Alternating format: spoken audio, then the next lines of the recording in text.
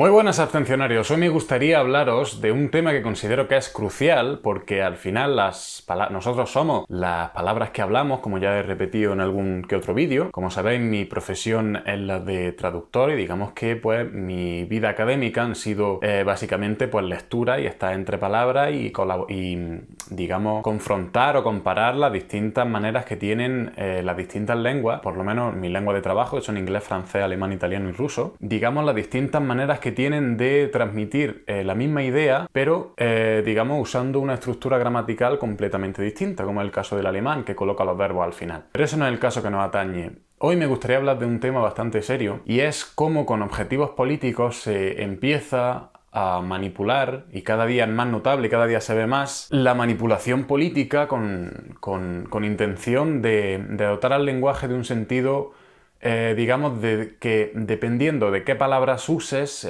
te encajen en izquierda, derecha, en neoliberalismo, en ultracomunismo, en... El concepto como tal, al no poder poner un policía detrás de cada ciudadano, que es lo que sería un estado policial, hay unas cosas que se llaman palabras policía. Estas palabras las conocemos todos y alguna vez nos las habrán dicho algunos. Son palabras, son conceptos que están únicamente pensados y existen en todos los idiomas que tenemos alrededor, italiano, francés, inglés, etc. Son palabras que relegan la discusión, relegan los argumentos, relegan la manera de convencer a través de la lógica, de silogismos, de frases, de hechos. Al final un debate pues es una comparación de hechos y que se mezclan, digamos, con opiniones sobre esos hechos, que es la única cosa que puede cambiar. Pero la opinión, si tú dices sí, pienso que es bueno y yo digo pienso que es malo, es lo de siempre, da igual de que tenga una opinión porque otro siempre va a tener la contraria. Todo el mundo que tiene boca tiene también opinión. Entonces la opinión no es un fundamento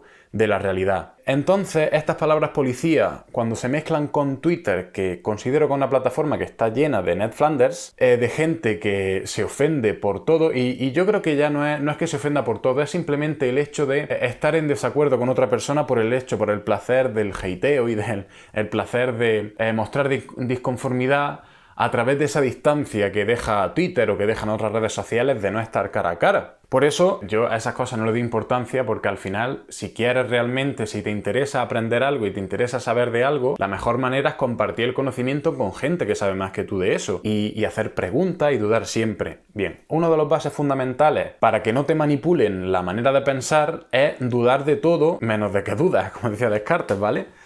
La duda aplicada, por ejemplo, a aprender idiomas, es lo que permite aprender. No la duda tanto, no la duda en sí, sino equivocarse y descubrir de esa equivocación ya para toda la vida.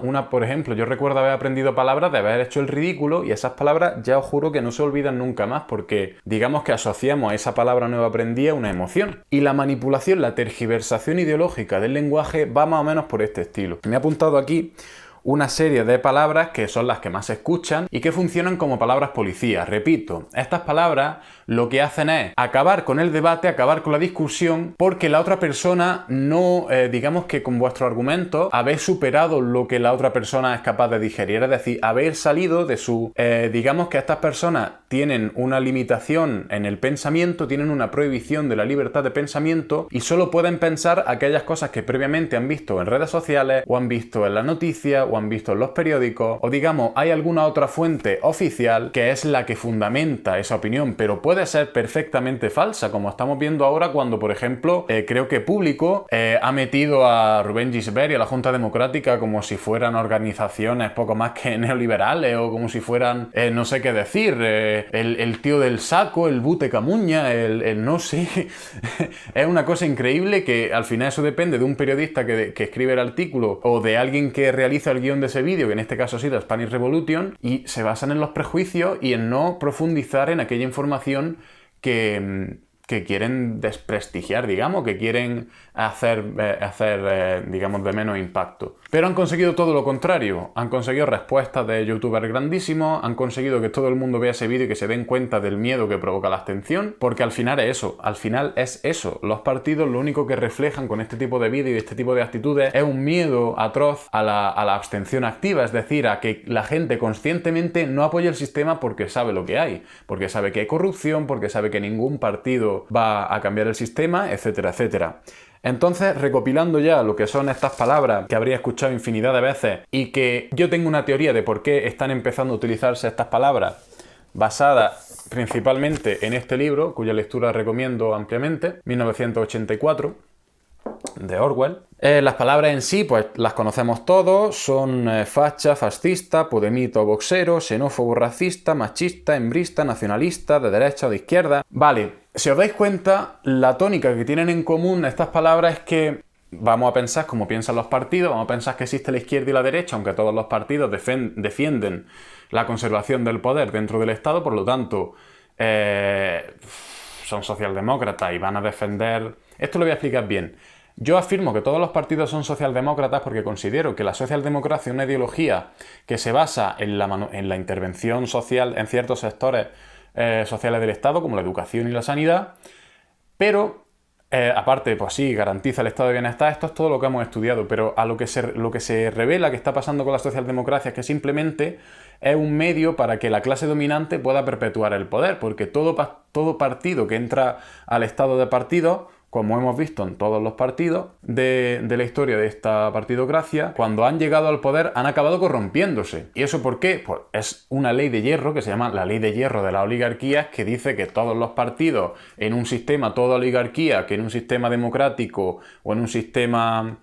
digamos que toda oligarquía que no tenga sus poderes limitados, pues va a tender a la corrupción, va a tender a la endogamia, al nepotismo, etcétera, etcétera. Digamos, por propia supervivencia de ese órgano estatal, ¿vale? Retomando, la teoría que yo tengo de que las palabras, por ejemplo, fascista, sea fascista, antifascista, machista, digamos que las palabras siempre tienen su opuesto, su antónimo, fascista, antifascista, machista, hembrista o machista, feminista, lo de siempre, derecha e izquierda, podemita, boxero, hasta que un día quizás sea tan simple como decir, tú eres un malpiensa, y esto es lo que me deja la sangre helada, porque...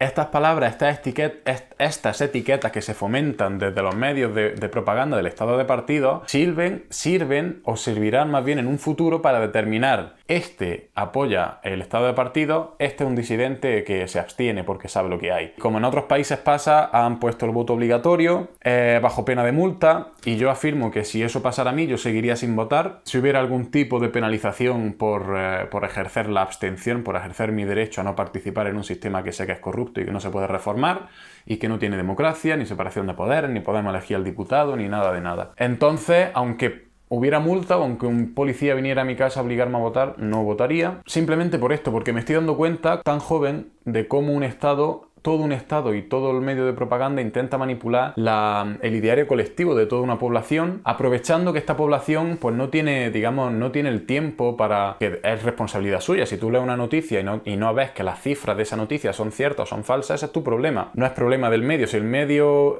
lanza mentiras y la población que no es crítica demanda mentiras, pues ahí está el producto y está la oferta y la demanda, ¿vale? Entonces, hasta que la gente no demande cosas veraces y cosas reales, que los medios de información no sean un medio de propaganda más porque ya no puedan subsistir de vender periódicos físicamente, eso me parece una aberración absoluta. O sea, los medios que se paguen por sus lectores y por sus suscriptores y que no tengan subvención del Estado o del poder, porque al final, ¿a quién le van a dar la razón? Quien paga manda, no lo olvidéis. Recapitulando, estas palabras dicotómicas, estas palabras que expresan la realidad y su contrario, que expresan un aspecto ideológico y su contrario, están dadas por la necesidad que tiene un estado de partido de mantener una mentira, porque en eso se basa. Es como si fuera una democracia. A diferencia de la dictadura, que se basa en la violencia del ejército y en una persona, esta oligarquía de partidos nos tiene engañados, a los que se dejan engañar, utilizando este tipo de palabras y utilizando ideológicamente cosas como, por ejemplo, el todos y todas, o intentar coaccionar a la RAE o influir a la RAE, que recoge el uso de la lengua, para que de alguna manera prescriba que es necesario el todos y todas y el uso inclusivo, olvidando el argumento de siempre, pero es que el masculino y el neutro del latín dieron masculino en español, igual que el alemán tiene 3 géneros y el inglés no tiene distinción entre todos y todas, es all, everybody. Es que no entiendo estas cosas absurdas. Por ejemplo, yo tengo aquí un diccionario que se llama Diccionario Ilustrado de la Lengua Española. Hoy, en todos los libros, absolutamente, que hablan de lengua castellana, pues digamos que es lengua española. O sea, es lengua castellana. Si Franco decía español, pues los partidos que van a decir lo contrario a Franco. Sin Franco no son nada. Pues si Franco decía español, yo digo castellano. Si Franco quería un Estado unitario, pues yo un Estado completamente autonómico, descentralizado en lo que pueda. Pero el poder lo han multiplicado por 17, que es los problemas que tenemos ahora de los reyes de Taifa, ya hablando de todo un poco. Perdonad que me voy. Resumiendo, las palabras policía están ahí para no discutir, para no dar argumentos, sino para encasillarte y acabar con la discusión y evitar que tu interlocutor piense o dude. Esa es la principal frontera que tenemos, que nadie está dispuesto a cambiar de opinión porque ya todo el mundo sabe todo el mundo cree que tiene la verdad absoluta porque...